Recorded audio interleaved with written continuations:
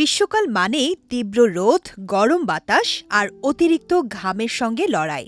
বাংলাদেশের মতো দেশে এই সময়টা শরীরের জন্য বেশ কষ্টকর হয়ে ওঠে, কারণ মার্চ থেকে সেপ্টেম্বর পর্যন্ত গরমের প্রভাব থাকে দীর্ঘ সময়।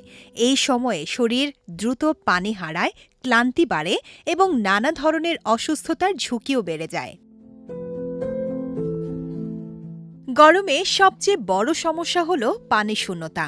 ঘামের মাধ্যমে শরীর থেকে প্রচুর পানি বের হয়ে যায়, তাই নিয়মিত পর্যাপ্ত পানি পান করা খুব জরুরি।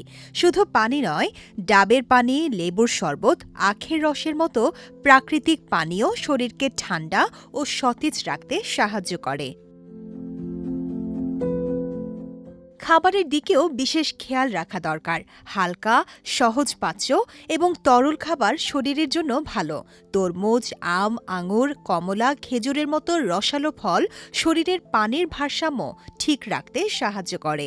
পাশাপাশি লাচ্ছি, আম পানা ও বিভিন্ন শরবতও উপকারী।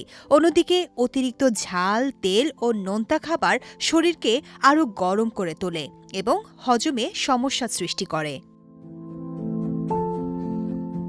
গরমে হিট ক্র্যাম্প, হিট এক্সস্টেশন ও হিট স্ট্রোকের মতো ঝুঁকি দেখা দিতে পারে।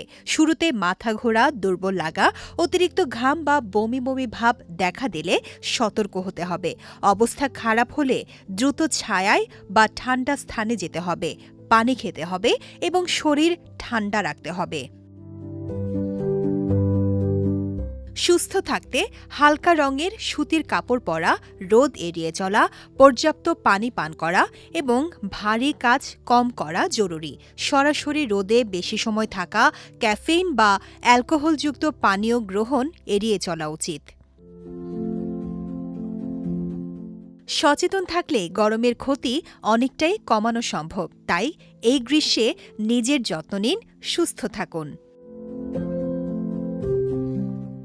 বিজয় টিভি নিউজ ডেস্ক।